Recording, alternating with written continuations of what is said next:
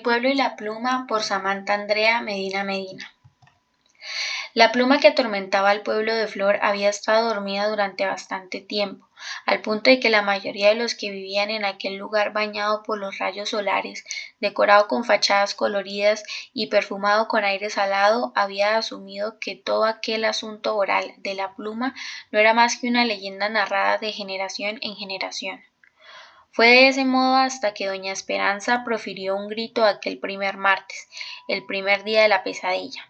Su argolla de matrimonio había caído en el suelo y tras seguir el tintineo logró encontrarla, aunque eso no fue lo que la hizo gritar. Cuando iba a ponérsela su dedo anular ya no se encontraba. No había rastros de sangre y la única prueba de su desaparición era el visible distanciamiento entre su meñique y su dedo del medio, como si su reciente pérdida nunca hubiese estado allí. Durante los días posteriores al evento, doña Esperanza fue desvaneciéndose de a pocos, hasta dejar solo un pedazo de su oreja izquierda que se esfumó tras algunas horas. La pluma había vuelto a ser de las suyas.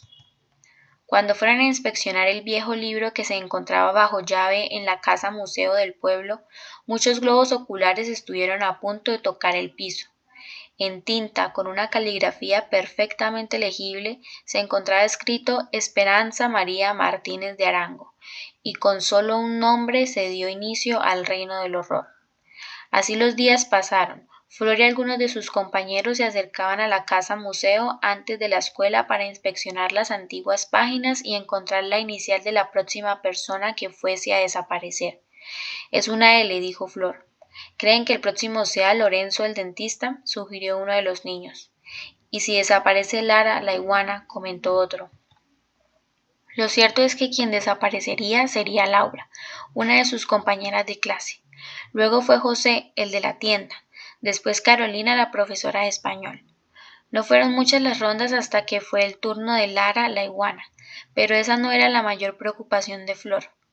Una de esas mañanas, en las páginas amarillas del libro que utilizaba la pluma, vio una sombra posarse en el papel. Fue como si en un instante las páginas fuesen cristal y una mano se posara desde el lado contrario del que ella estaba. El objeto escribiente no era lo único que tenían que temer. Se había convencido de que el libro expuesto en la casa museo no era otra cosa que una cárcel con cientos de páginas y barrotes de tinta. La pluma hacía que las personas desaparecieran, pero el libro las retenía. Los objetos y las construcciones del pintoresco lugar comenzaron a ser presas de la singular cacería también. En solo algunas salidas y puestas de sol, los señores ya no tenían lugar para tomar el tinto, pues había desaparecido el kiosco del parque, y los niños no tenían que ir a estudiar porque se había desvanecido la escuela. Flor pensaba que ahora Laura tendría un sitio para estudiar y la profe Carolina podría volver a leer al frente del tablero Espuma y nada más de Hernando Telles. Las páginas se llenaban rápidamente. El celador de la casa museo comenzó a pasar las páginas cada día, luego cada 12 horas y al final cada 20 minutos, aunque nunca había encontrado en ninguna de esas ocasiones a la temida pluma. Cuando él desapareció, Flor hizo de suplente. Intentaba que siempre estuviese visible un espacio en blanco por lo menos.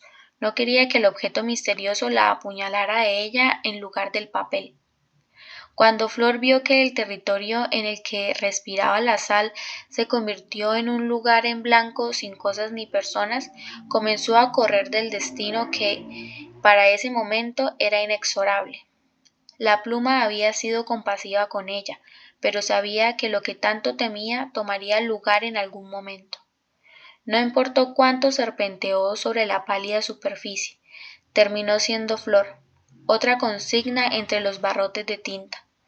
No esperaba que, al darle la espalda a aquellas hileras, encontraría a su pueblo. Los colores de las casas se veían aún más vívidos, eran vibrantes. El sol bañaba con oro todo lo que tocaba sus rayos.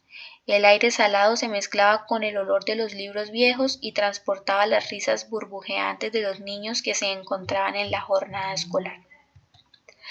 Lo que no cuentan es que, a continuación, yo descendí de los cielos con la apariencia de un ave, acompañada de un rastro de preciosa e interminable tinta.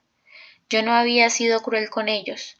Los quería tanto que los había inmortalizado con las palabras, y ahora su existencia sería infinita.